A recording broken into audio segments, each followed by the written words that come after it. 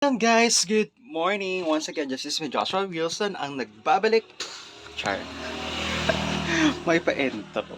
May pa-intro. So, wala lang, good morning. So tired kasi lately, pag So, ngayon guys, so, I'm so busy. Ilang araw na kasi nandito ako sa aking store. And then, parents, ayan. So, nag-aayos na naman tayo once again sa ikasampung beses. Pang ilan na ba ngayong month? So, pangatlo na ata ngayong month ako na nag-ayos. Kasi, 'di ba, itong freezer ko, ayan, nandito siya nakalagay. And then nakita ko kasi syempre hindi naman tayo naka-flooring, 'di ba? Wala naman tayong ganyan. Wala tayong enough budget for that. And then, 'yun, 'di ba? So, nakita ko kasi ang daming daga na nagbabahay yung daga dito kasi dito sa mga paligid natin nag-ayos din sila ng mga ano nila ng mga gamit nila kasi nga problema talaga namin mga daga dito. So ngayon, lahat ng daga nagpuntahan dito sa loob ng tindahan and then nakita ko itong likod ng freezer na nandito ang taas na nung lupa. Kasi yung daga, naghukay siya na naghukay and then linabas niya lahat ng lupa at nakatambak agad doon. So, syempre masisira yung ref kasi sagad na siya sa lupa and then masisira siya. So, kaya linipat ko na siya dito and then pinalit ko yung table and then para lahat ng gilid naka-monitor ako para hindi siya makapagbahay doon. And then, so ito nga, dahil punong-puno na naman ang ating store ng mga anek-anek na hindi natin alam kung saan paglalagyan. Actually, ilang araw na kasi mula nung naglipat din kasi ako. So, napagod talaga ako. Doon ko naramdaman na yung ginagawa ko pala ay sobrang nakakapagod. Talagang literal na napagod talaga ako. Ang sakit ng aking buong paa, ng mga binti ko, at napakasakit talaga. And then sa ilang araw, nawalan ako ng hindi gumana yung mga aking mga creativity, char, mga kanik-anikan, di ba? So, hindi talaga siya gumana. Wala akong, yung mga imagination ko, wala siya. Basta lang, gusto ko lang magpahinga. So, lately, nagpahinga ako ng ilang araw. And then, ngayon, may naisip na naman ako, nagagawin, naisip na naman ako, and then, medyo sinipag-sipag na naman ako, nagkaroon na naman ako ng energy. So, nagkaroon ako ng energy ngayon. And then, so, yan, ang ginawa ko, yan, pinagawa ko nga pala to. Ayan, nagpalagay ako ng ganito. No, ito, nagpalagay na ako ng plywood. Dito nilagayan ko ng gulay. So ngayon, pinalagyan ko na ng plywood para pwede ko paglagyan ng mga anik-anik. And dito. And then, ito ngayon, linagay ko dito yung table.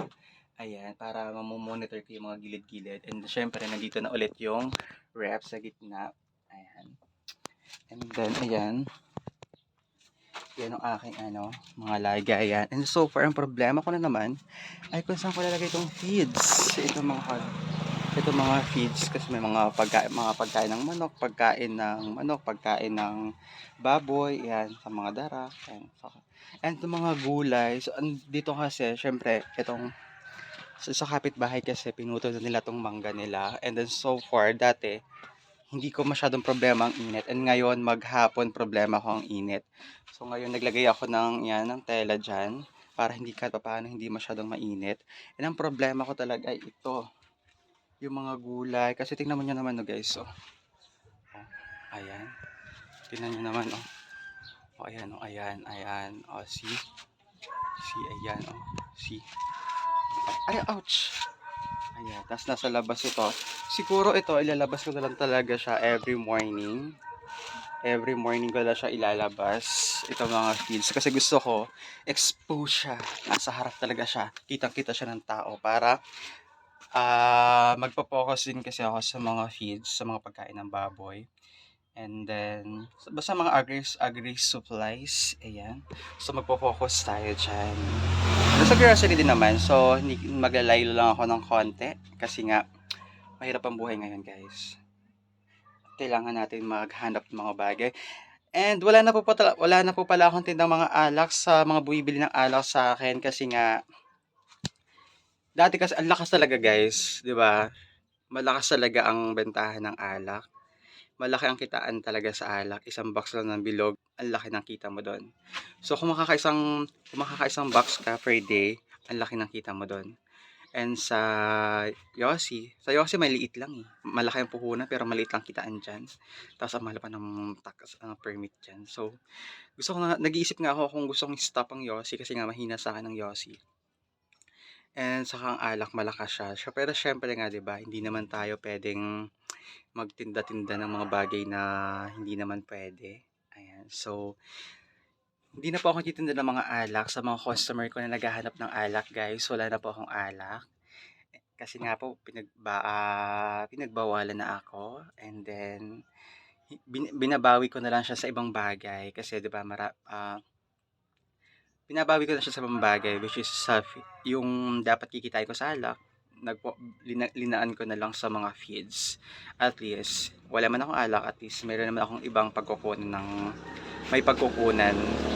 sa ibang item. So ayan. And ayan, so ni-stress ako kasi hindi maraming mga sabit-sabit dyan. So, ganoon talaga kapag mga sabit-sabit, ibig sabihin, okay lang.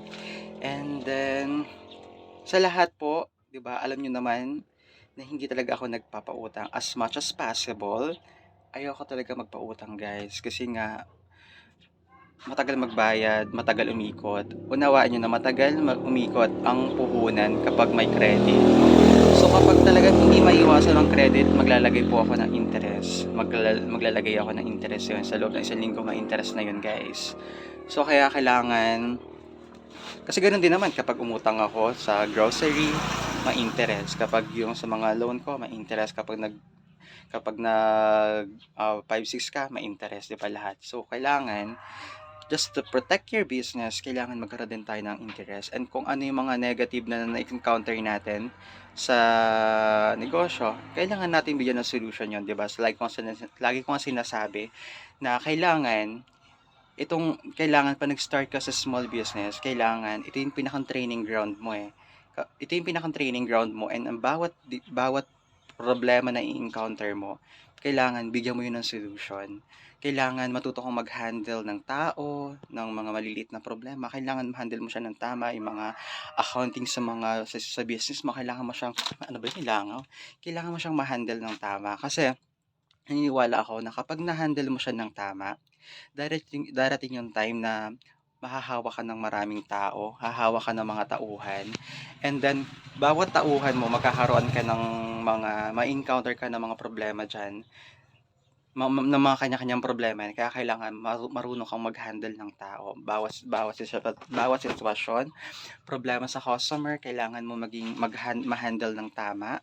Ayan. So, syempre sa business, kailangan ma-handle mo din ng tama yung mga business. Kasi, pag hindi mo siya na-handle ng tama, pag binigay na sa'yo yung mas malaking negosyo, opportunity, pag nagkaroon ka ng mas magandang opportunity, hindi mo rin siya ma-handle ng tama, 'di ba? At hindi ka makakarating doon sa malaking opportunity na 'yon kapag hindi mo siya na-handle ng tama.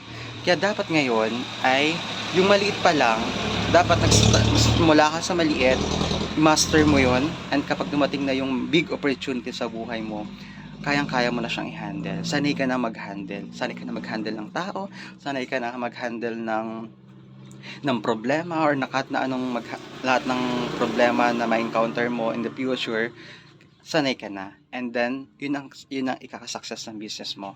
And kapag nakita mo na nakakapagbigay ka ng trabaho sa iba, na marami nang umaasa sa'yo, and that is a success for me. And then ngayon, syempre, hindi ka pa nararating yung ganong sitwasyon. Kaya dapat, ngayon pa lang, kung ano man yung dapat kong matutunan, dapat kung ano pa yung dapat matutunan, yun ang aking aalamin at yun ang aking imamaster. So yun guys, so ito muna at marami na akong kailangan gawin at ang halit super init na din. So see you later guys, babush!